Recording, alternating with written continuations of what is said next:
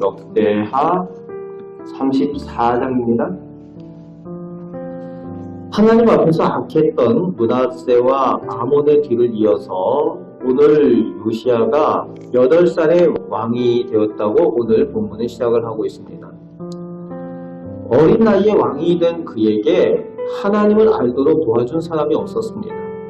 그렇지만 하나님의 평가는 2절 말씀에 보니까 하나님 보시기에 그가 정직히 행하였다 라고 되어져 있고, 다윗의 길로 행하여서 좌우로 치우치지 않았다라고 하나님의 평가에 대해서 기록을 하고 있습니다. 나이가 어렸지만 또 누가 그에게 하나님에 대해서 가르쳐주지 아니했지만 하나님을 향한 그 마음이 있었던 거죠. 그리고 3절 말씀에 보면은 16살 때, 그러니까 왕이 되지 8년이 되었을 때에 하나님을 찾았다라고 되어져 있고, 20살 때 이스라엘과 유다를 정결케 하였다라고 쓰여 있습니다. 3절 후반부터 7절까지 하나님을 만난 이후에 이 요시야가 어떤 일들을 행했는지 쓰고 있습니다. 모든 우상을 제거하고 성전과 모든 나라에 있는 그 우상 모두 제거하는 것과 동시에 그 우상에게 절하고 섬긴 제사장들도 다 제거를 합니다. 그리고 당시 가장 강력한 신이었던 바알과 그 바알의 표상이었던 태양, 그 모형들을 다 제거했다라고 오늘 본문에서는 기록하고 있습니다. 그리고 8절에서 13절까지 나라와 성전을 정결케 한 후에, 우상들을 다 제거한 후에 성전을 수리하고 하는 내용이 나오고 있습니다. 성전을 수리할 때에 그 성전에서 봉사하는 그 제사장들과 레위인들의 조직도 재정비를 하고 있습니다. 이 요시야의 모습이 하나님을 만나고 난 후에 그가 하나님께서 기뻐하시는 일에 우선순위를 두는 것을 볼 수가 있습니다. 하나님께서 무엇을 원하시고 무엇을 기뻐하지 않으시는가를 구분을 해서 하나님 편에 서 있는 요시야의 모습을 볼 수 있습니다. 그것이 하나님께 사랑받는 비결이죠. 하나님의 백성은 하나님께 집중을 하는 사람들입니다.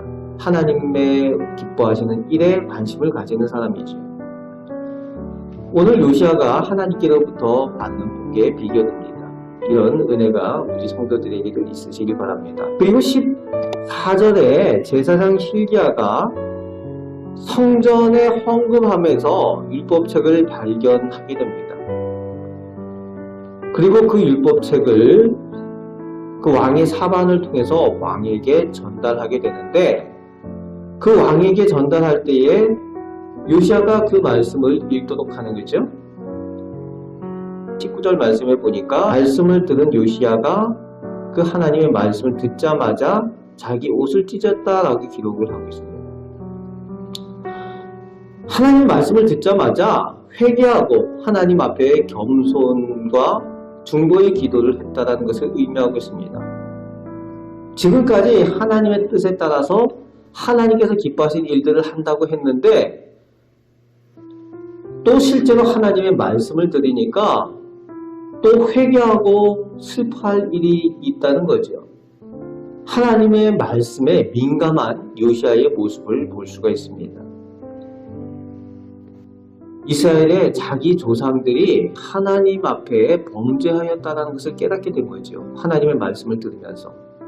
아마도 모세의 율법을 통해서 하나님 앞에 무엇이 죄인지를 깨닫게 된 거죠.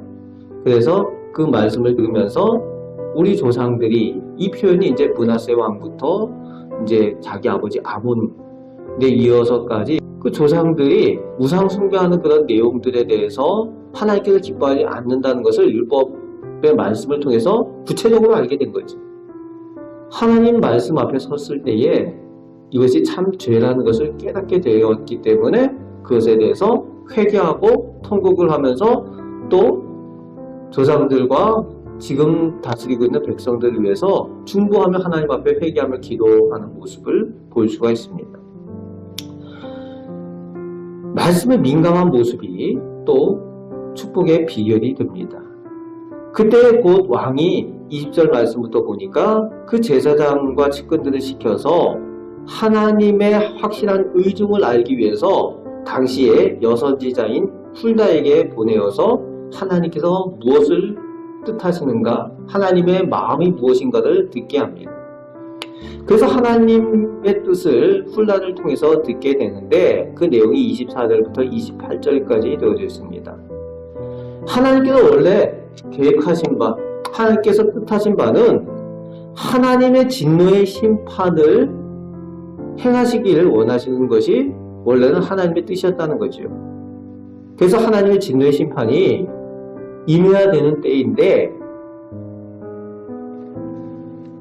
27절 말씀에 보니까 요시야가 하나님 앞에서 마음이 겸손하고 통곡하고 회개하며 중보한 이유 때문에 하나님께서 요시야의 말을 들었다는 거예요. 요시야의 기도를 들으셨다는 겁니다. 그래서 하나님의 계획을 미루셨다는 거예요. 진노의 심판을 미루시고 돌이키셨다라는 그 내용을 전하고 있습니다. 백성의 지도자인 왕이 백성들을 위해서 중보하고 회개하고 또 하나님 앞에 간구할 때에 하나님께서 그 진노의 심판을 미루셨다는 그 내용을 말하고 있는 겁니다. 그리고 이제 29절부터 끝절까지 이 요시야가 앞장을 서서 또 백성의 지도자들인 장로들을 불러 모으고 하나님 성전에 들어가서 예배하면서 또 모든 백성들에게 그 말씀을 읽어주면서 말씀을 알게 하는 거죠. 하나님의 뜻이 무엇인지 하나님의 말씀을 가르쳐주고 나만 하나님의 은혜를 입고 복을 받는 것이 아니라 나와 함께한 백성들이 하나님의 말씀을 알고 하나님 앞에 겸손히 하나님의 말씀을 따라 살도록 도와주고 있습니다. 그럴 때 오늘 말씀 본문 끝절까지 보면은 그 유다 백성들이 이스라엘 백성들이 하나님의 말씀을 듣고 요시야가 하나님 앞에 그 언약대로 하나님 앞에 은혜를 누리면서 말씀을 지켜 행한 것처럼 그 백성들도 하나님의 말씀을 지켜 행하였다라고 기록을 하고 있습니다. 진노의 심판이 임해야 되는 그때에 백성의 지도자로 왕이 솔선수범하고 하나님의 말씀을 따라 행함으로 인해서 또 백성들에게 그 말씀을 전해줌으로 인해서 함께 하나님의 은혜를 입고 하나님께 복을 받는 모습이 오늘 본문에 기록되어져 있는 겁니다. 오늘 우리도 하나님의 말씀에 늘 민감해야 됩니다. 나와 우리 곁에 있는 사람들, 또 우리는 영적인 지도자들로서 또 우리 곁에 있는 사람들, 우리 가족과 우리에게 맡겨진 사람들을 위해서 그 말씀에 민감하고 또 중보하는 사람들이 되어야 될 줄로 믿습니다. 그럴 때에 우리를 통해서 하나님의 뜻을 전하게 하시고 또 뜻을 행하게 하시고 하나님의 복을 함께 누리게 하실 줄 믿습니다.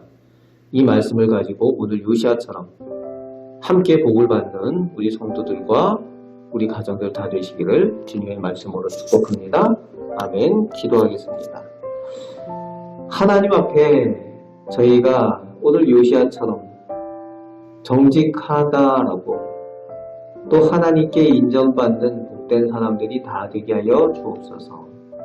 아버지 하나님 말씀에 민감하여 하나님의 말씀을 들을 때에 아버지 하나님 하나님의 온전한 뜻을 늘 깨달아 알으며 또 하나님께서 기뻐하시는 일들을 행하며 하나님의 복을 받는 저희들 되게 하여 주옵소서.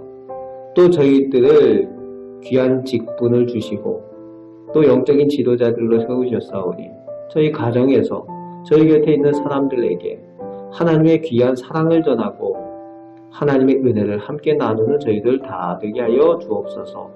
저희들이 하나님의 복의 통로가 되게 하여 주옵소서. 감사를 드립니다. 우리를 사랑하시는 예수 그리스도의 이름으로 기도합나이다. 아멘.